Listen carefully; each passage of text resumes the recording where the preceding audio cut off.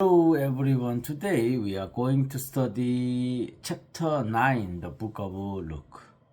In this chapter, we can see the progress of Jesus' messianic work.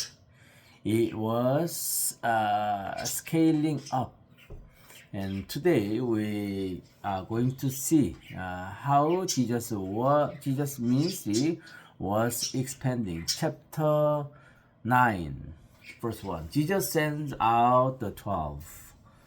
When Jesus had called the 12 together, he gave them power and authority to drive out all demons and to cure diseases. And he sent them out to proclaim the kingdom of God and to heal the sick. He told them, take nothing for the journey, no staff, no bag, no bread, no money, no extra shirt. Whatever house you enter, stay there until you leave that town. If people do not welcome you, leave their town and shake the dust off your feet as a testimony against them. Jesus' direction was very clear. You go to the village by village and proclaim the good news of the kingdom of God. If they accept, the peace will reign over them. However, if they do not accept, just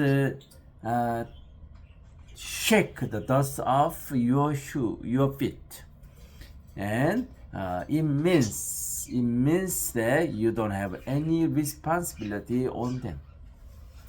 Verse 6. So they set out and went from village to village, proclaiming the good news and healing people everywhere. Now Herod the Tetrarch heard about all that was going on, and he was perplexed because some were saying that John had been raised from the dead, others that Elijah had appeared, and still others that one of the prophets of long ago had come back to life. In this passage, we can feel the heart of Herod the Tetrarch. He was fearful of the guilt that he killed, because he killed John the Baptist. 9. But Herod said, I beheaded John. Who then is this I hear such things about? And he tried to see him. Jesus feeds the 5,000. Chapter 9, verse 10. When the apostles returned, they reported to Jesus what they had done. Then he took them with him, and they withdrew by themselves to a town called Bethsaida. They withdrew by themselves to a town called Bethsaida. But the crowd learned about it and followed him. He welcomed them and spoke to them about the kingdom of God and healed those who needed healing. Late in the afternoon, the 12 came to him and said, send the crowd away so they can go to the surrounding villages and countryside and find food and lodging, because we are in a remote place here. He replied, you give them something to eat. Jesus asked his disciples to feed them. You give them something to eat. Actually, in a remote place, how could the disciples feed many people? However, Jesus commanded as it is. They answered, we have only 5 loaves of bread and 2 fish, unless we go and buy food for all this crowd. About 5,000 men were there.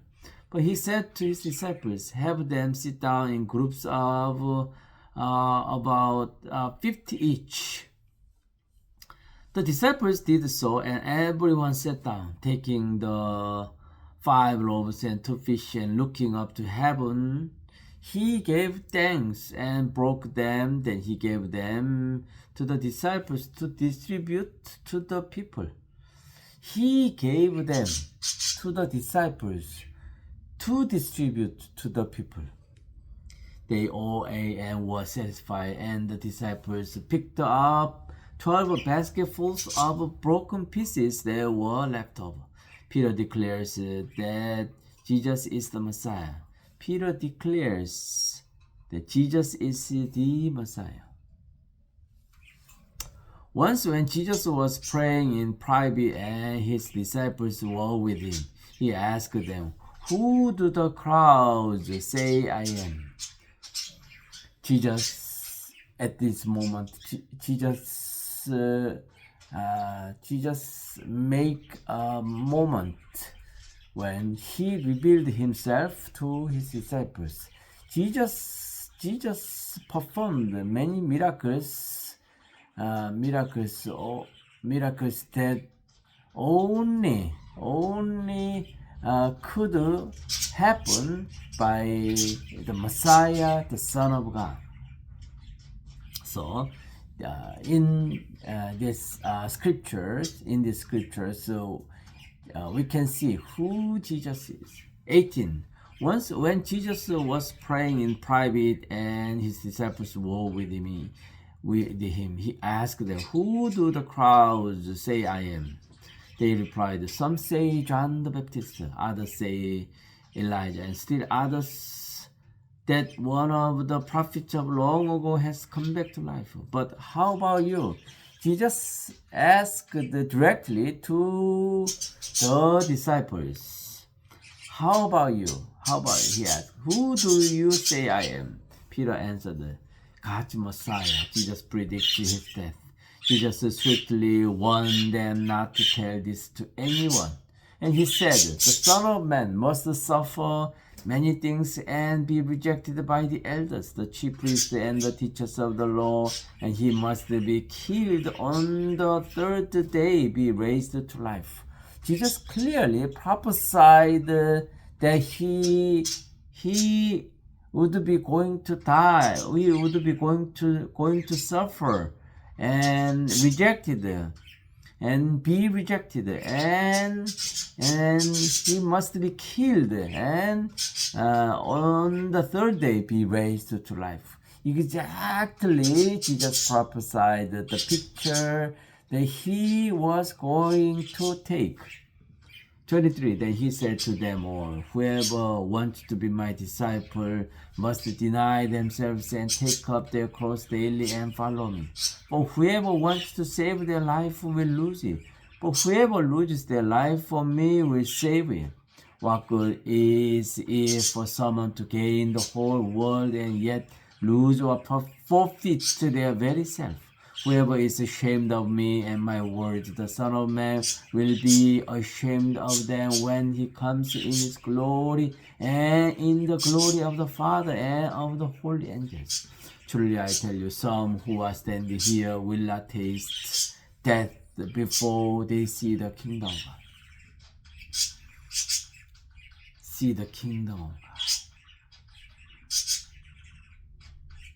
Transfiguration. Verse 28.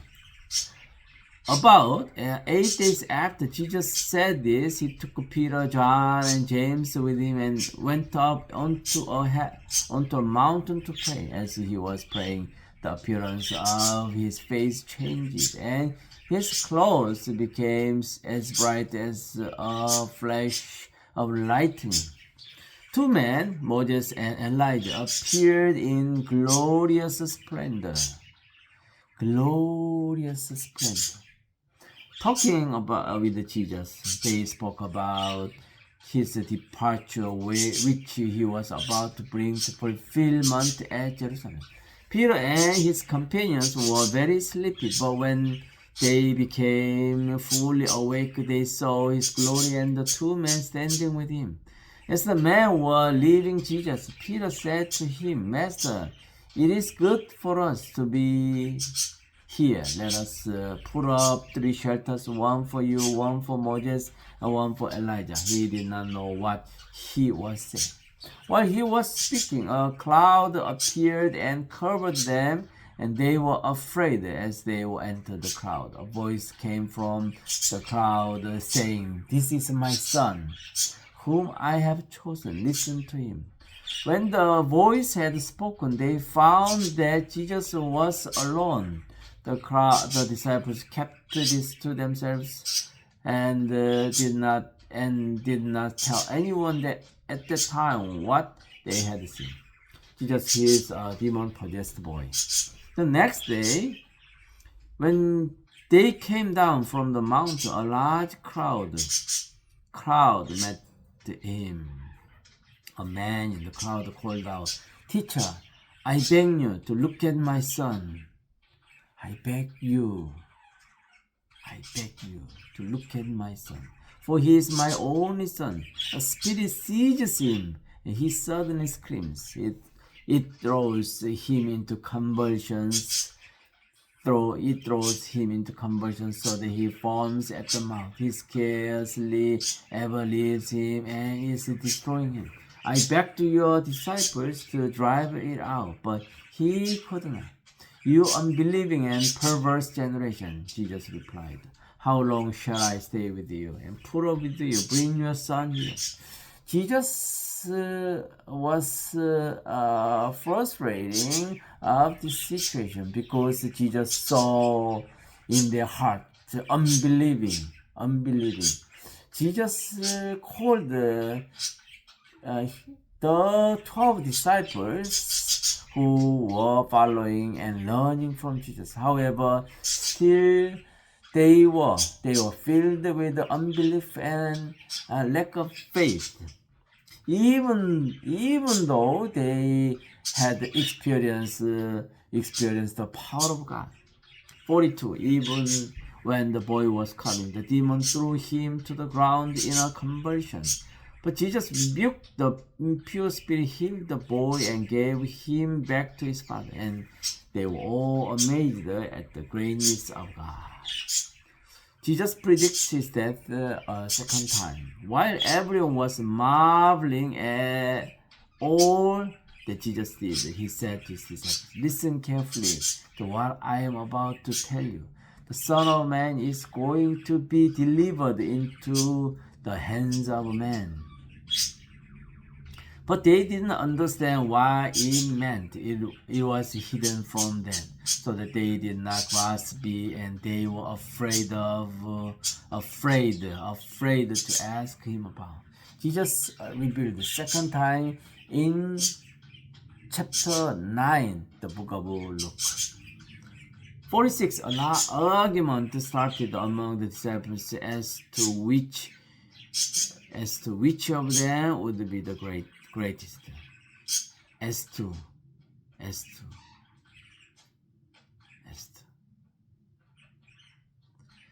Jesus, knowing their thought, took a little child and had him standing beside him. Then he said to them, Whoever welcomes this little child in my name welcomes me. Whoever welcomes me welcomes the one who sent me. For it is the one who is least among you, or who is the greatest. Master, said John, we saw someone driving out demons in your name, and we tried to stop him because he is not one of us. Do not stop him, Jesus said, for whoever is not against you is for us. Samaritan opposition. As the time approached for him to be taken up to heaven, Jesus resolutely set out for Jerusalem. He sent messengers on ahead. He sent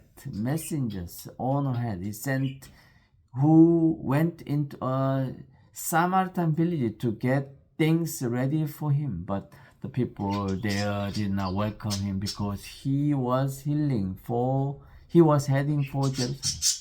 When the disciples, James and John, saw this, they asked, Lord, do you want us to call fire down from heaven to destroy them? But Jesus turned and rebuked them. Then he and his disciples went to another village. The cost of following Jesus. 57. As they were walking along the road, a man said to him, I will follow you wherever you go. I will follow you wherever you go. Jesus replied, Foxes have dens and birds have nests, but the Son of Man has no place to lay his head. He said to another man, Follow me. But he replied, Lord, first let me go and bury my father. Jesus said to him, Let the dead bury their own dead, but you go and proclaim the kingdom. Still another said, I will follow you, Lord, but first let me go back and say goodbye to my family. Jesus replied, No one who puts a hand to the plow and looks back is fit for service. No one who puts a hand to the plow and look back is fit for service in the kingdom. So Jesus clearly declares that who would be deserved to be called as a disciple of Jesus. Jesus said,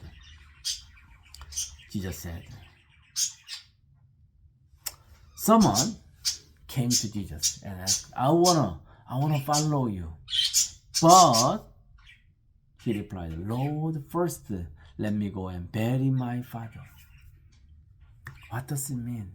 I want to follow, but I have something to do before following. I must settle this matter first, following Jesus.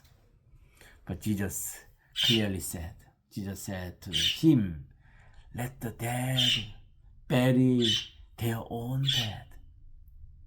Jesus considered them as the dead. Considered them as the dead.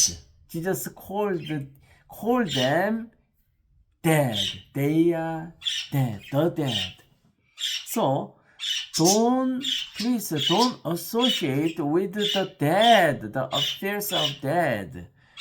Let the dead bury their own dead, because we are engaging in the matter of the living, not the dead.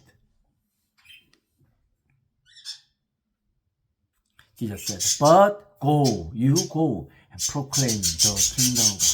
Jesus said, proclaim the kingdom of God is how urgent, how desperate, how important to the ones who want to follow Jesus. This is a mission. Proclaiming the kingdom of God is the top priority. Still others said, I will follow you, Lord, but first let me go back and say goodbye to my family. I think goodbye is okay. Goodbye, right? When you think of goodbye to my family. But Jesus replied, no one who puts a hand to the plow, no one who puts a hand to the plow and looks back is fit for service in the kingdom. No one is fit. If you look back, if you look back, put a hand to the plow and look back. It means don't be distracted by anything in the world. Just focus on the mission, proclaiming the kingdom of God. This is super urgent. This is top priority. because